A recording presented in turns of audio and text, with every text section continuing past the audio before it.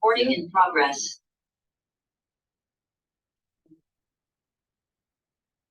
All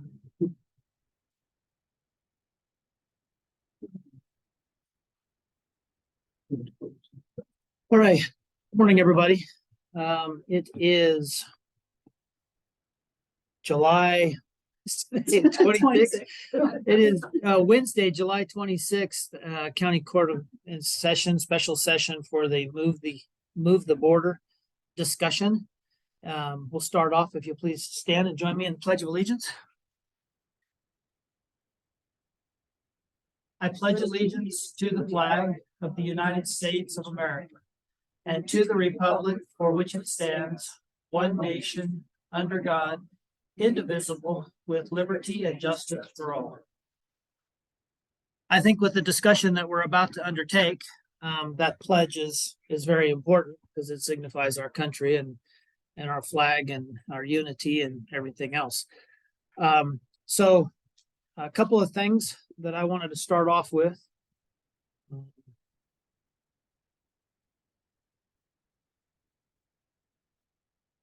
So just as a refresher and reminder that in November 2nd of 2021, Harney County held a special election wherein Measure 13-18 requires county court meetings regarding relocation of Oregon-Idaho border.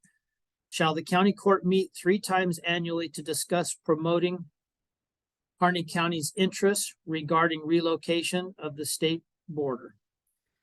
If passed, the petition requires Harney County Court to meet on the 4th Wednesday of every month of every March, July, and November to discuss how to promote the interests of Harney County in any negotiations regarding the relocation of the Oregon-Idaho state border.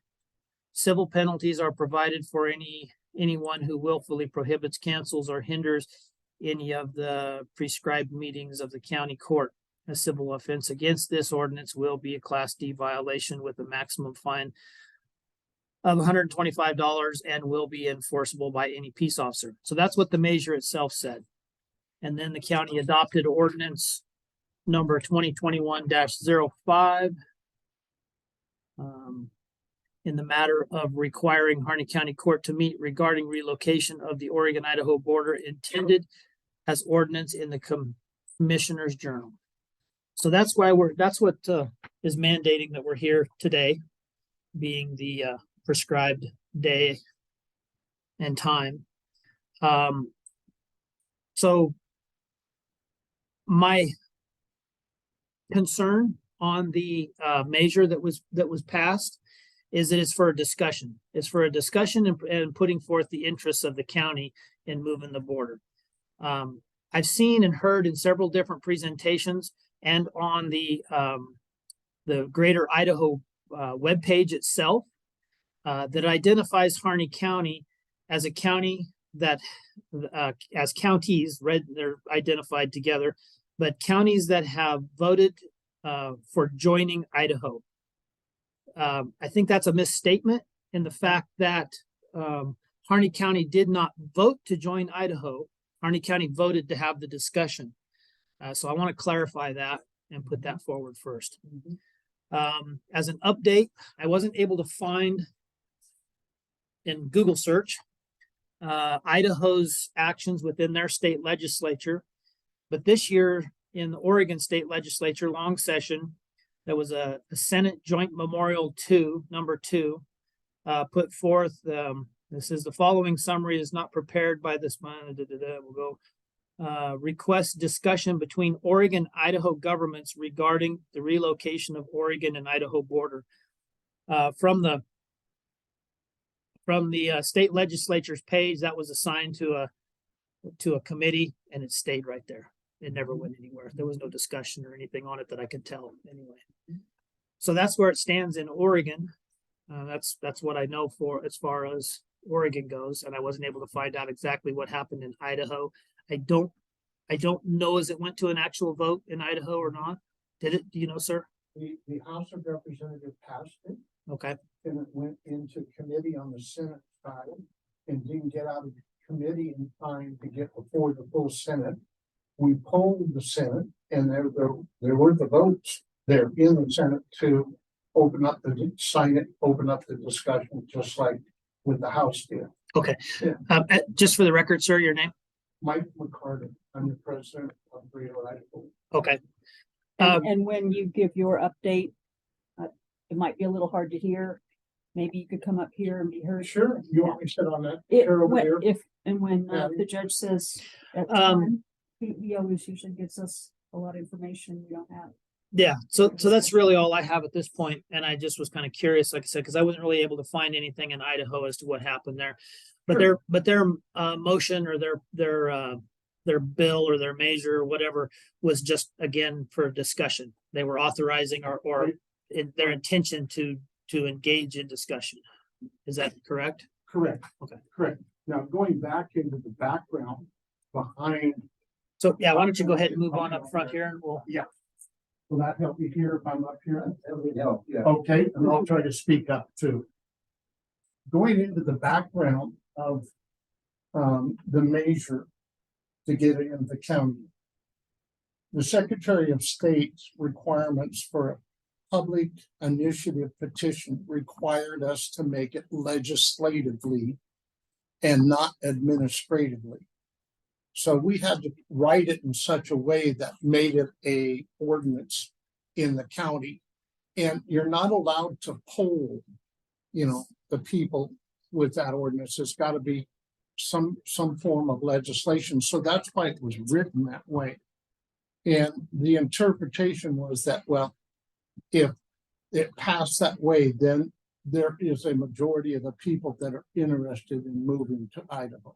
So that's an assumption on our part, and I'll talk to our admin people about adjusting that, because I've heard it a couple other places.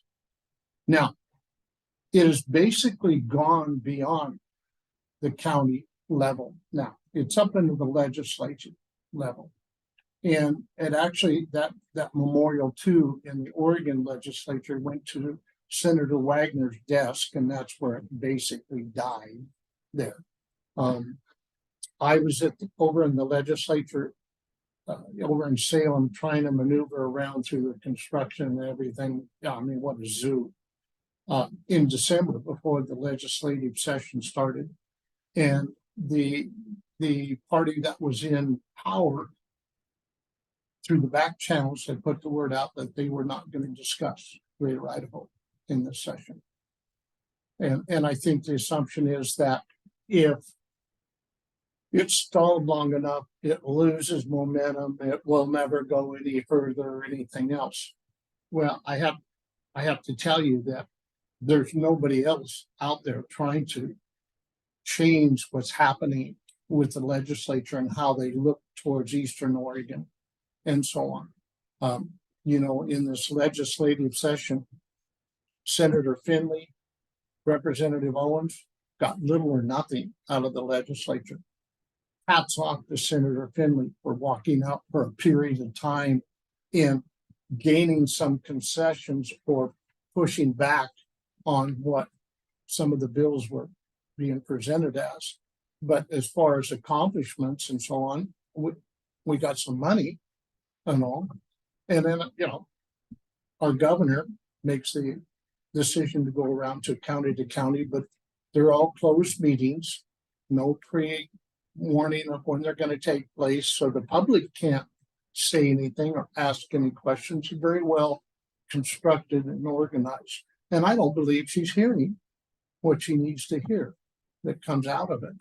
So Move Oregon's Border has moved to the Greater Idaho Project because it's involving both Oregon and Idaho now. And I've talked to some of the county courts and suggested that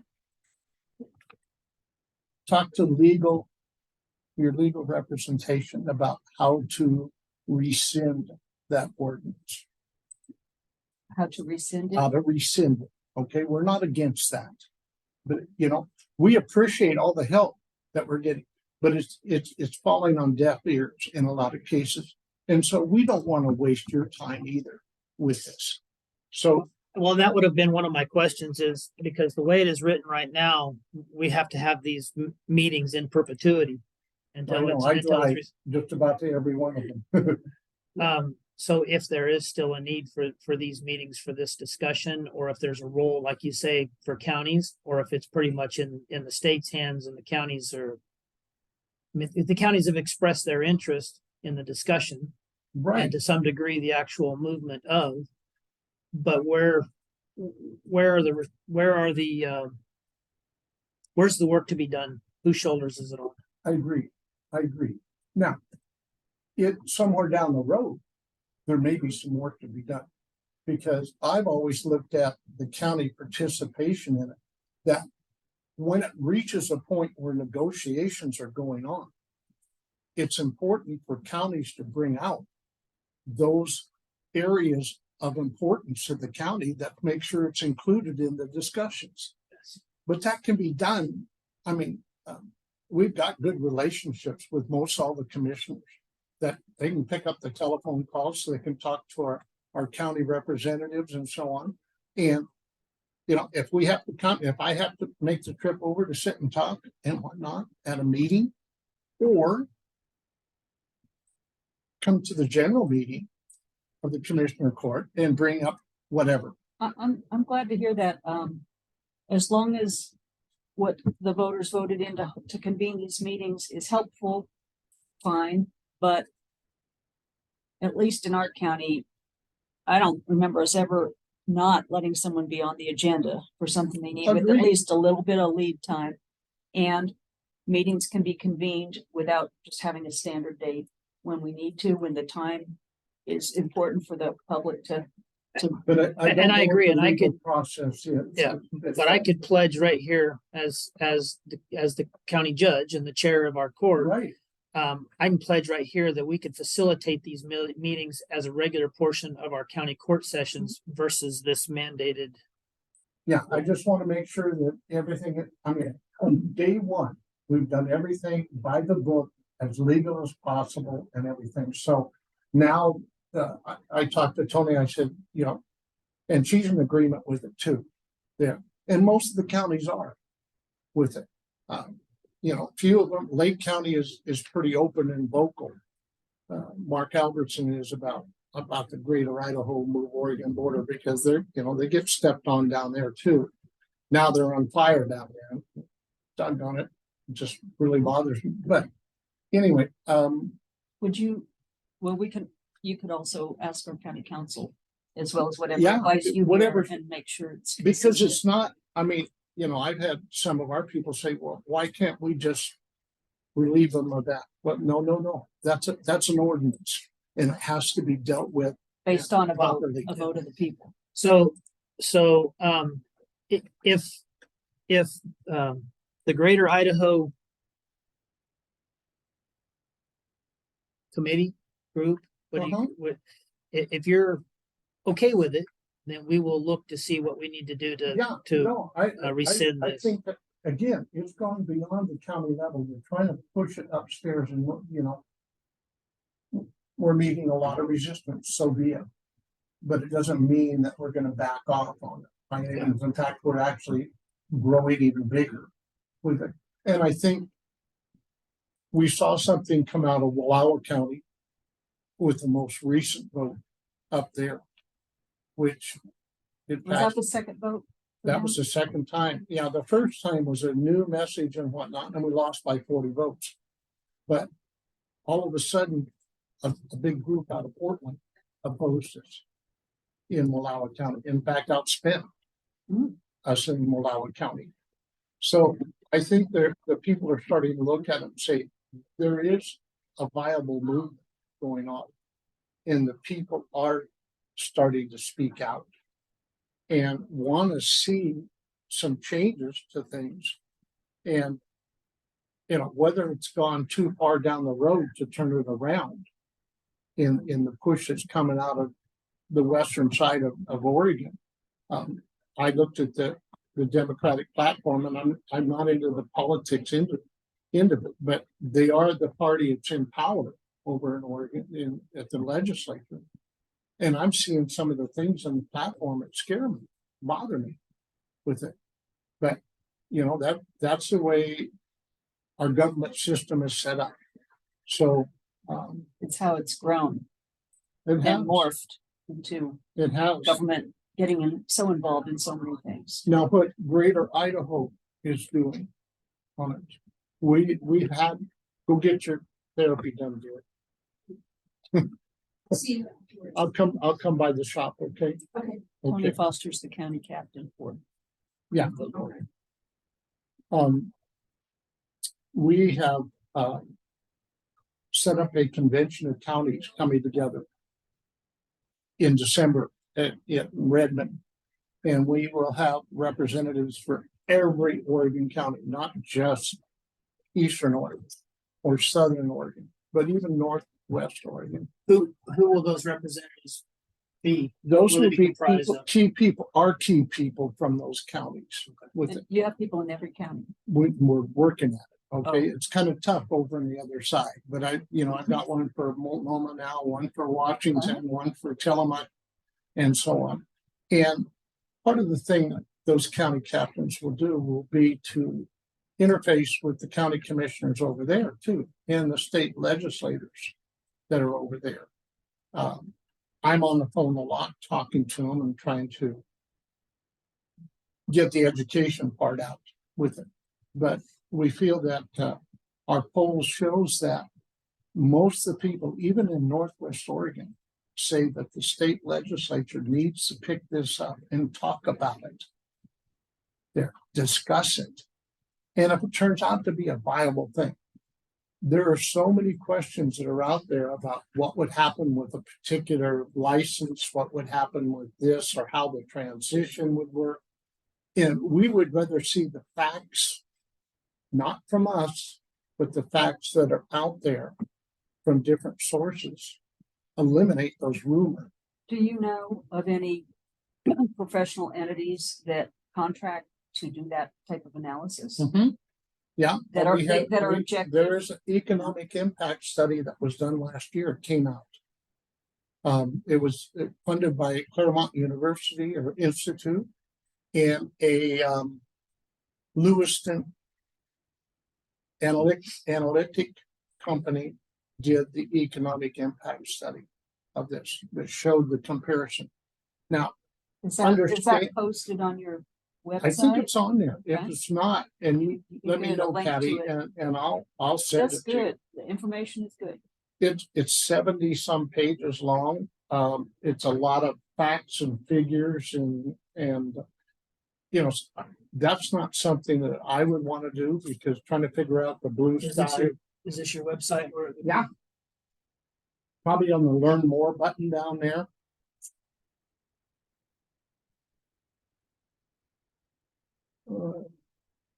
Keep going.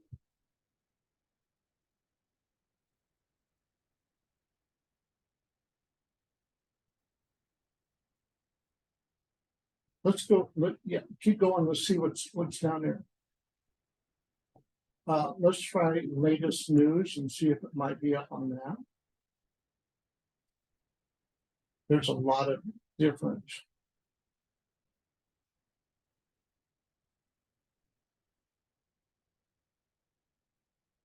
Go to next.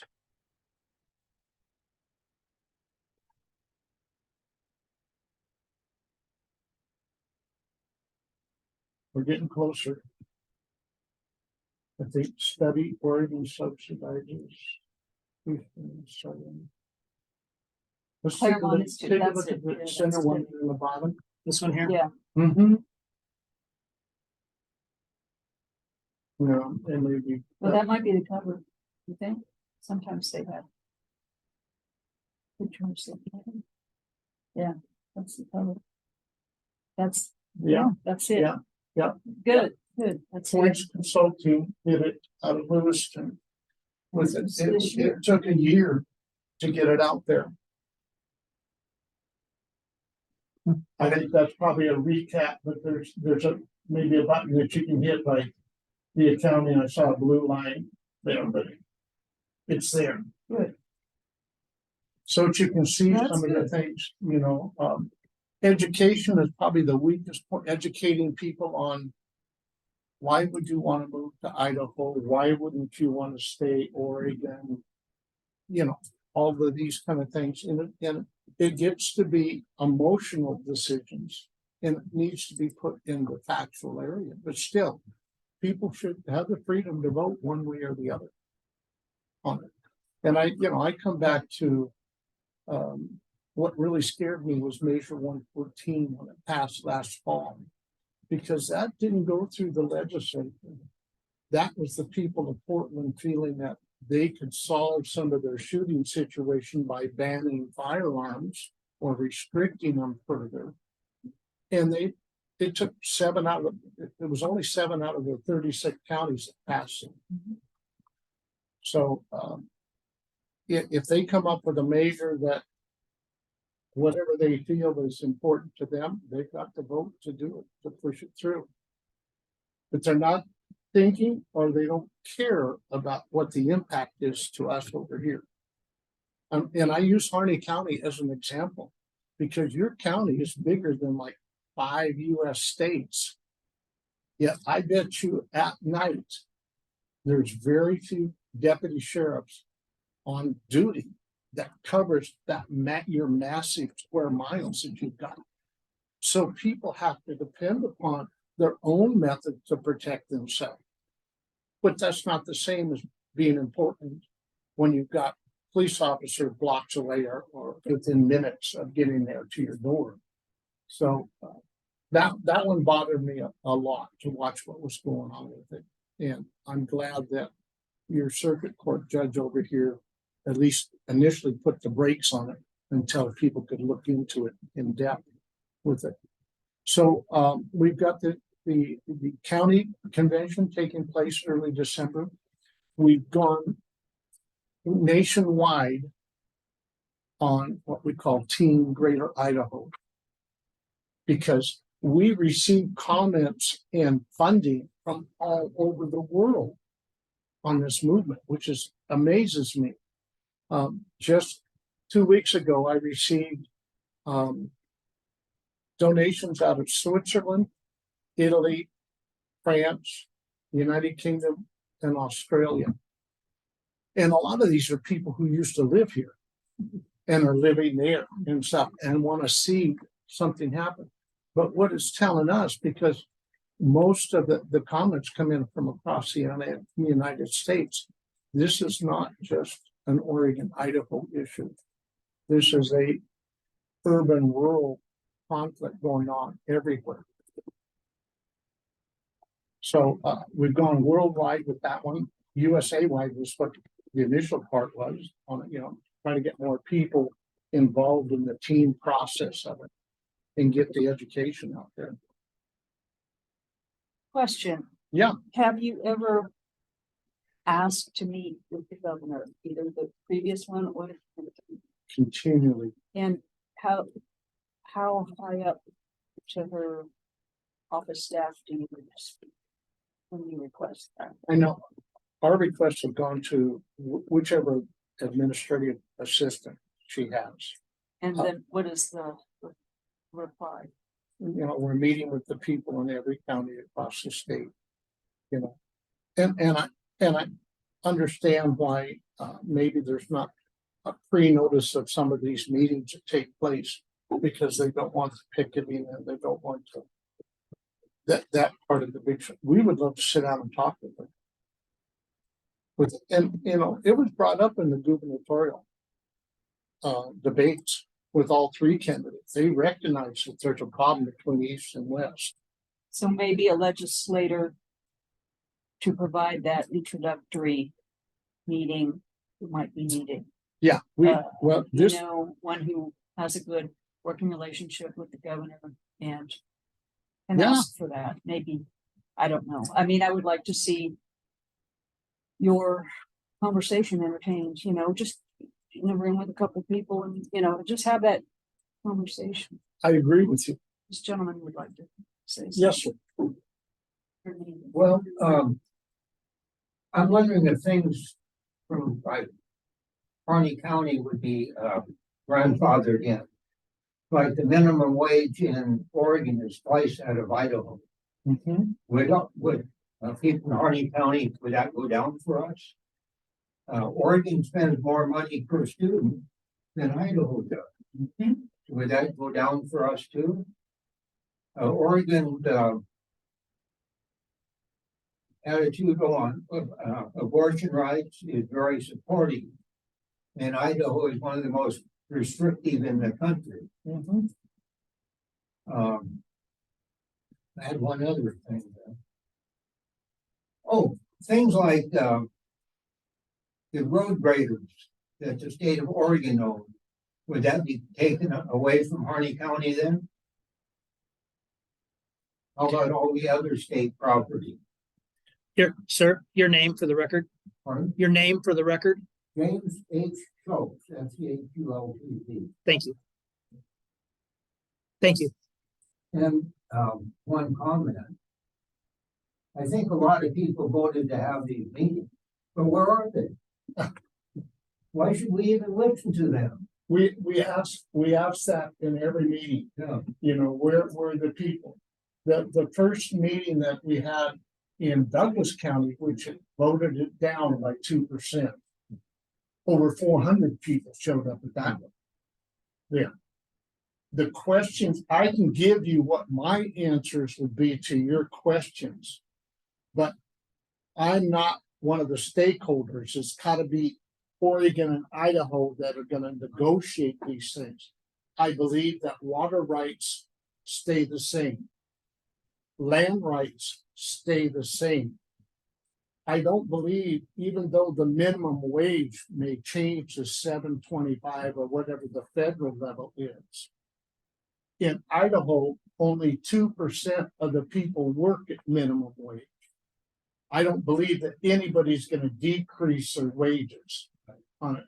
But what's happened, and I see this because I travel Oregon and Idaho, trickle down economics in business says if you have to pay more for your labor or for your fees with the government, all those get passed down to the people. So when the minimum wage goes up, all the prices go up to counter it, to cover it with it. But I don't believe it would come down. There's the deal with education. Oregon does spend about $3,000, the last number I looked at, more per student than Idaho does. But Idaho's got 6% better graduation rate out of high school. So it's telling me that dollars don't necessarily equate to the quality of the education. Yeah. The one that you may think about would be sales tax. Oregon has a sales tax. But their sales tax is driven through business and through corporations. We just don't see line numbers for sales tax. And when I travel to Idaho, things are cheaper over there than they are here. Gas is 50 cents a gallon cheaper in Idaho than it is in Oregon. So it's telling me that some of those facts need to be out there. Right. And our part, we're going to try to recommend how these changes take place. This would be a recommendation. In other words, if your water rights were 1905, then that should be your water right in Idaho, 1905. And why would it necessarily change with it? Just some of those issues. But again, it comes down to Oregon's legislators and Idaho's legislators sitting down and saying, is this a good deal? Is this not a good deal? And if they say no, so be it. Just like if I wanted to buy some of your property or you wanted to buy my property, if neither one of us wanted to sell or buy, then the deal's off the table. Yeah. With it. Now, it can always go through the people. The people can take and put a people's initiative statewide out there about the move and mandate all the things, just like they did with Measure 114 and gun control. Each item is mandated there or specified with it. So, going to your road grader thing, Pardon? talking about the road grader Yeah. we were talking about. People assume that Oregon owns a whole big chunk of Eastern Oregon. Right. The fact is, Oregon only owns 3% of Eastern Oregon. A majority of it is federal and private with it. So we're dealing with that 3% factor of government buildings, government equipment, and so on. Now, a lot of counties are concerned. I know Lake County is concerned about road repair because it seems like Oregon counties, rural Oregon counties have more roads than Idaho rural counties do. And so how is that maintenance factor set up there? So that would be a negotiating thing for Harney County if it sat down and got to that point. We want to make sure that our roads are taken care of there. So there are a lot of details out there, and I don't blame you. If I'm going to vote one way or the other, I want to know what the circumstances are. Right.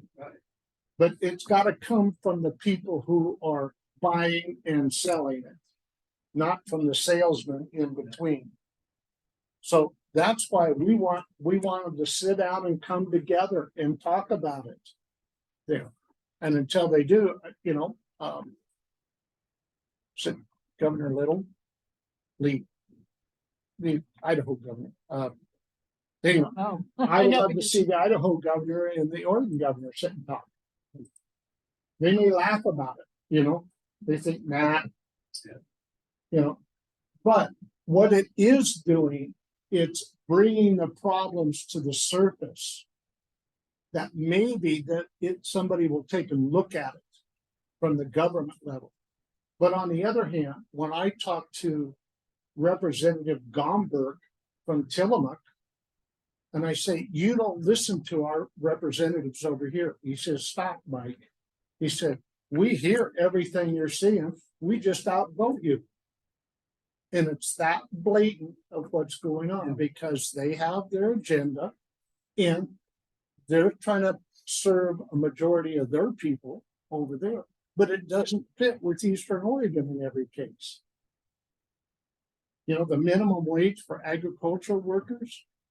If I were still in ag and I spent 30 years running nursery businesses, I wouldn't have one single hour of overtime. I'd bring extra people in to work it, because I couldn't afford to pay time and a half in all cases, even though I would love to give my good employees that money to do it. But agriculture, ranching, hay farming, 1 in 5 years you make a profit. It's marginal when you make it out. So I hope that answers some of your questions there with it. Quickly, if you could summarize, and I think it was on your webpage there, but as being a win-win for both states, what's the win in Harney County or in Oregon giving up half of its state, and what is the win for Idaho in acquiring that half and any debt or maintenance or that comes with running a larger territory? What are the win-wins? Well, the win out of Eastern Oregon, number one, a large majority of the people there said, let them go, release them on it. But you saw the walkout this year. There wouldn't be a walkout if they released Eastern Oregon. Yeah, but I'm talking about to the state itself, because the people of Eastern Oregon and the people of Idaho, I've heard some dissent in Idaho, but the states themselves, the state bodies, because if Oregon gives up half of its state, there's a lot of resources there and revenue that they're giving up. Idaho, while it increases those revenue sources and those resources, there's also a lot of debt that comes along with running that larger area. So what would actually be the wins for both of those state entities, not the people that would like to see it happen, but the states themselves, the legislatures that have to approve it? Congressional representation. I'm trying to figure out how to. Well, that's a negative for Oregon and a positive That's for what I mean. Idaho. If Well- that's the kind of thing you're talking about? Or- Well, on the webpage, I think it says it's a win-win for both sides. Okay, so number one, there would not be the walkouts for the governing body of Oregon because they would have a supermajority.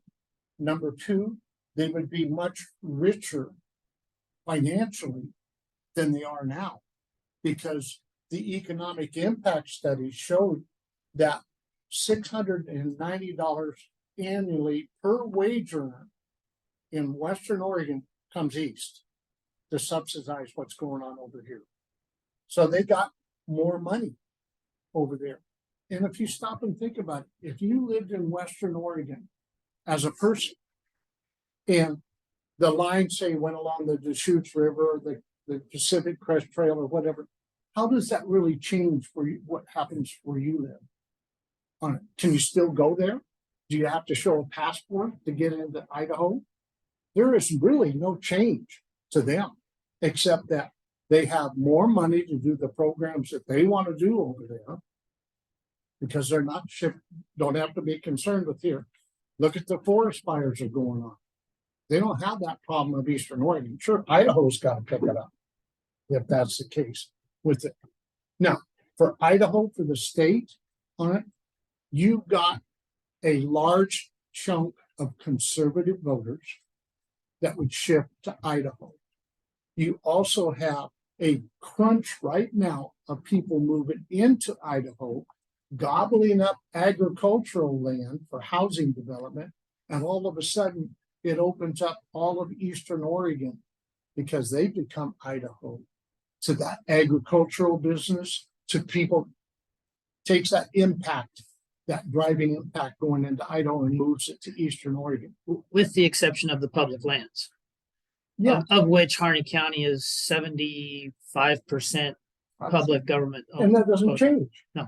That's what I'm saying, but it doesn't open up all that land for settlement or for development. Well, it opens up a lot of the eastern land further east here, because you think, okay, water issue is a big issue here. I know that, Mhm. From the agricultural end with it. And so climate is an issue here too. Can you grow field tomatoes or things like that here? No way. But when you get further over into Ontario and that region, Vail and stuff like that, and Hermiston, maybe not Hermiston, but further over towards the Snake River, all that agricultural land starts to be developed even more so because it pushes it over, becoming Idaho. A lot of the Oregon ag people along the Snake River have shifted their operation to Idaho. Even though they grow some in Oregon, so they're going cross border right now, and they want to see it there. So I think you can look at other issues there, emotional issues too. There's probably 10 reasons why Western Oregon should release Eastern Oregon. Well, to me, just as an individual, not necessarily as a commissioner, I care about freedom. And it kind of comes down to the emotional part, why would, what, if you're more of the conservative bent out here and you feel like, legislation session after session after session, you see your freedoms being carved in and attacked in a way, legally, in a way that wouldn't happen if the legislative body were different. And it's upsetting to you. And if the West Side really likes what gets passed and that's good for them, it would be nice, one size doesn't fit all kind of thing. Certainly not when it comes to constitutional rights, things that are supposed to be uniform for this country. But there's a lot of rules, regulations, business taxes and things that are levied up there that crush us. I guess they don't crush the West Side so much yet, but they really hurt the little guy to get a lot of little guys out here. And we like having little guys, and when they pass things for homelessness, from an urban perspective, a metro perspective, or just a highly suburban perspective, it's different than out here where the climate is very harsh and, you know, there's not the services that can help some of the folks that fall into that category very well. And yet they pass things that would be very hard to implement, would not be able to be successful out here. Those kind of things, there just seems to be the deaf voice, you know, you feel like so it's the political values and the agendas. And that to me is I mean, I don't think people like being part of Oregon as far as our history and always being that way. But for those who are very frustrated, you know, really want to see some change and don't see that they'll always be outvoted because of the low population out here. You don't feel represented, that kind of thing. I mean, that's the essence of it is you just, it's hard to reconcile the great divide there on heartfelt values and perceived freedoms.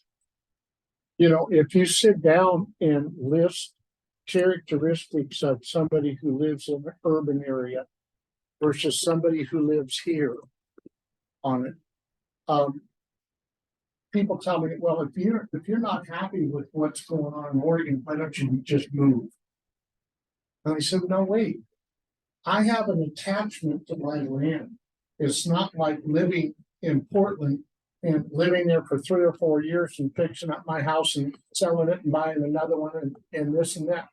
We're not that a mobile type society. People are well grounded, generational in a lot of cases over here.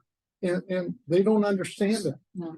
We don't need, frankly, I don't want to be taken care of by the government from cradle to grave. My water supply comes from my well. I can go to my backup power. I can burn my wood heat if I need to. I I don't think the government makes a very good parent.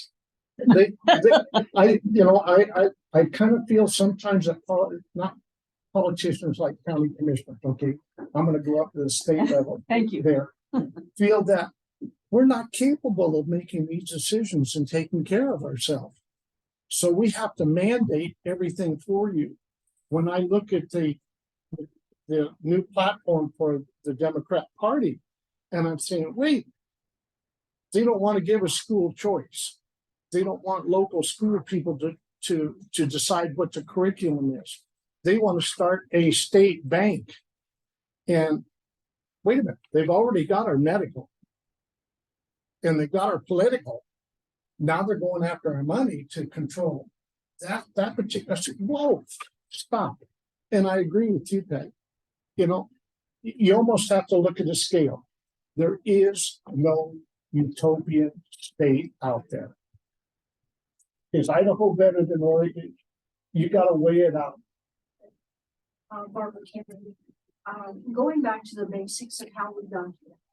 Yeah. Okay, so wasn't it Supreme Justice Harney that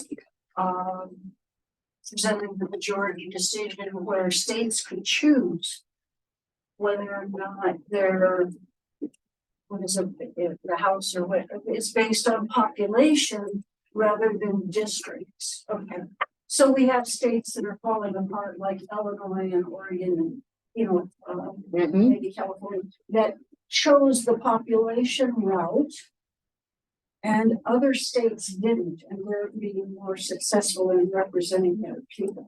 Okay, so did Idaho choose to go the population route, or are they in the district system that was before that Supreme Court decision?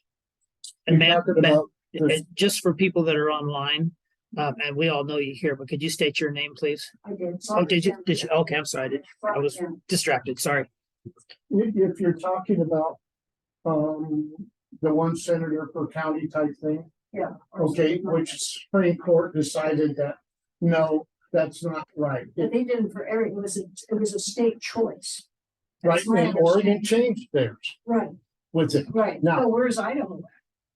Idaho hasn't done it. Okay. So As far as I know, it's not that way because they have smaller number of senators than they do with representatives too. Now, could Oregon go against that? Sure they could. Would they? Under the current makeup of the legislature, no way. Because all of a sudden the power then would be distributed out with it. If you had one senator per county, that could be a check and balance of how things go through the legislature. Right. Well, they don't want to see that up there. You know, they have the control and they want to move through with it. That answers my question. I just didn't, like, we were going from, the system we have based on population and just moving over to the same system. Yeah, I didn't know. so many, what do they call it? One vote. Equal number of representatives, type thing, equal number of people per representative and per senator, not area. And if I were fighting it in the Supreme Court up there, I'm going, wait a minute. Doesn't the United States have 2 senators per state, no matter how big? Because our amazing designers of the makeup of our country had that forethought of putting that check and balance in there. Right, so to me, looking at the states that are suffering because of this, like Illinois. Which Yeah. is totally corrupt. Yeah. It was a bad decision. I don't know how you reverse it though, like you said. It it can be done by the people, Well, it could be done at the Supreme Court, maybe too, right? right? But nor ordinarily, in my thinking here is that if it were passed in a place in a particular state, which went against the ruling of the Supreme Court, that it would have to go back up there again and be decided upon. But I've also heard there's talk about moving the Senate system in the United States to the same as the House of Representatives. Equal number of people per senator type thing. I think that, again, I think our forefathers were very wise in the way that they laid that system out. And, Idaho, Washington, Oregon, and parts of Montana, we were all the Northwest Territories. And I think when they divided it up on there, I don't think it was divided up by people here. It was divided up by people on the other side of the United States that said, okay, here's a river here, here's a river here, here's the Canadian border here. We'll just take and block these things out, which is part of the reason why Idaho looks, it's not a square or rectangular state. It's kind of spiky with it. So our goal is to get it into the legislatures, keep it before the decision makers. And we are having a tough time with Oregon because we're being blocked. And so be it. And until enough people come forward and start saying to their representatives, why won't you pick this up? And, and I understand where Senator Finley's coming from and where Representative Owens is coming from. And Senator Hansel is saying, I'm not going to run anymore up in the Northwest type thing. And there's going to be some new people in it, but we're trying to keep the representatives talking from Idaho to Oregon and then get it. And sometimes things just happen that fast that a door will open and maybe a representative over there will launch it and get it going. So did I answer enough of your question? Yeah, yes, thank you. I asked that for everybody else out there who might watch Yeah. this later on. And I think it's important. And I know it's been done in other states. I know it's been done in Oregon, between Oregon and Washington. Oregon and Washington had to deal with, in its past, moving the border, had to deal with the flow of the Columbia River Mhm. and how those banks change. And that's just a natural waterway that does that. So they had to come up with an agreement on how where they were gonna cut it in half at. So I know it's been done before, but I always think it's important too that people understand that per the US Constitution, first off, it has to be ratified by both state legislatures for this to happen. Yes, And then it has to go to Congress yes, to be ratified by them for any changes in borders. right. So there's a lot of hurdles there. There's a lot of hurdles within each state. And I'm not not saying that it's not worth trying or anything. I'm just saying that there's a lot of hurdles there between both state legislatures and then our US House of Representatives as You know, well. So people look at Article 4. I think it's Section 3. Section 3. Yep. About that. That's not what this is about. This is Article 1, Section 10. This is a compact, an agreement between two states. And but that's what And- Article and- 4 and- Article 4 says as well. right, but if two states come into an agreement, they've already ruled that agreement between two states is like an agreement between two companies or two parties. It is a contract with it. And Oregon, if I'm not right, when you know, like you mentioned, the Oregon-Washington border ship 1958, Somewhere around there, yeah. the Oregon legislature has the authority to adjust the border. With well, if it's affects another state, then that state's legislature Agreed, has to but- buy in as well. If a blue state, and I'm gonna call Oregon a blue state, and Idaho a red state, both agree, then why would Congress nix it and say, no, no, no, no, no? Because we're not adding any more senators, we're shifting one US representative, Representative Benz, more or less, going to Idaho, or that, the majority of it. So you're not really changing the makeup of Congress back east. You're just ratifying a contract between two states. But you're right, it has to be okay. They're both state legislatures, and then it has to go back for Congress approval.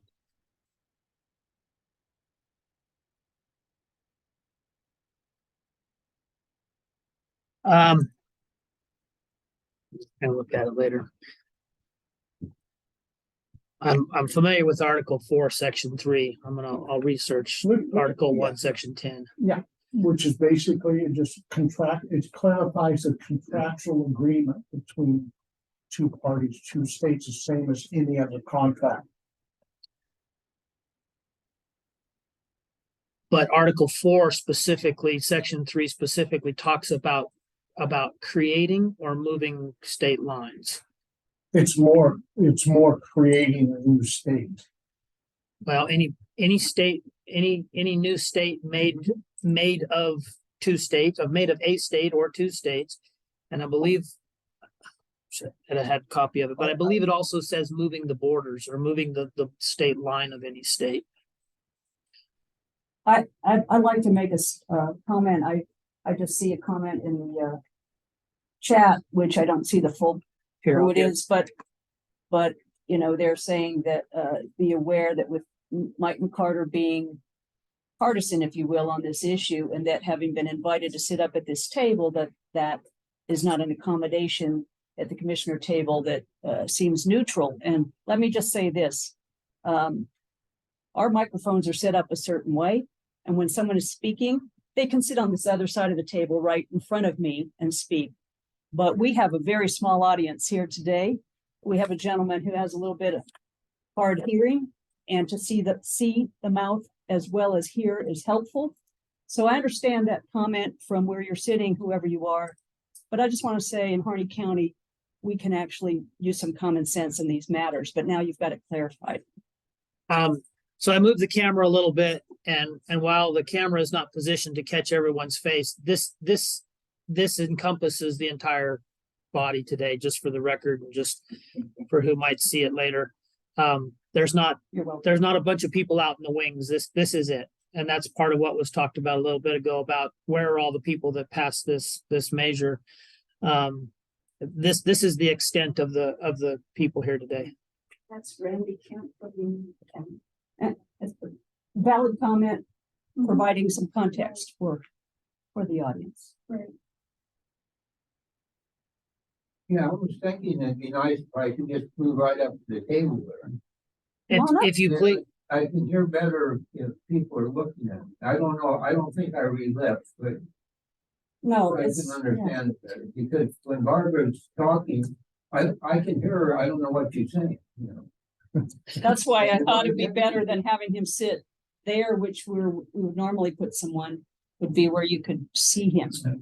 I'm just like you. My hearing is, yeah, not the best in the world by any means. And by the way, thank you for your military service. Pardon? Thank you for your military service. Oh. Long time ago. Yeah, I saw it on your hat, so Yeah. that's how I know. Second Armored Division. Yep, Told it, there is no second armored division. So, I think we've covered, I mean, you know, from A to Z pretty much there in benefits and why we're here and how we got here and everything. So, because it's coming up on the lunch hour, if we have more discussion, I'm more than willing to stay, but, if we're done, I would ask if there's any more comment. Well, one comment is that I wouldn't have known about this meeting today if the sign wasn't on the front door of the courthouse. Well, And also Tammy mentioned it yesterday. It's been on Facebook postings, the county as well as many other ones, and then, I don't know, Judge, you got any other? Well, so we did put it on the county webpage. It's, we posted it on social media. And I will draw to, November is the next one. yes, I will draw to the ordinance and to the measure that was put forth to the voters. This is a reoccurring meeting that takes place on the third Wednesday of March, July, and November every year until, in perpetuity, until we voters, or whatever process we have to go through to stop that. So it's at the same time, same day of the month, or, you Thank know, you for saying it at 11 o'clock.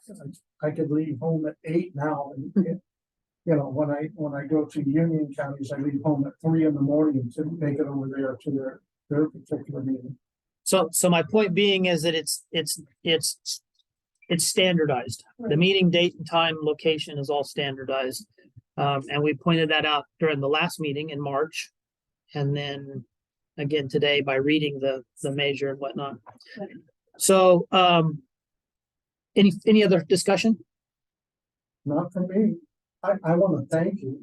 I've been to some court meetings and there hasn't been any discussion. It's been just take testimony and nobody asking, no questions being answered.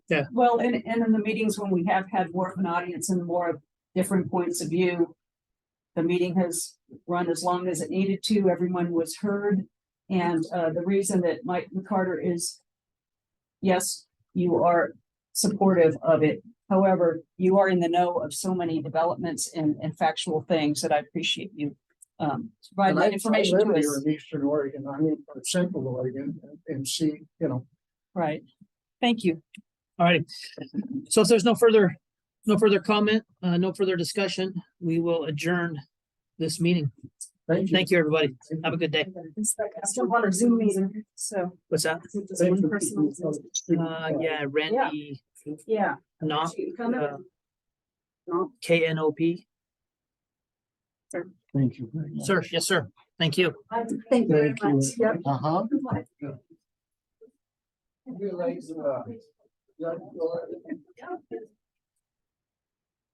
Here's my.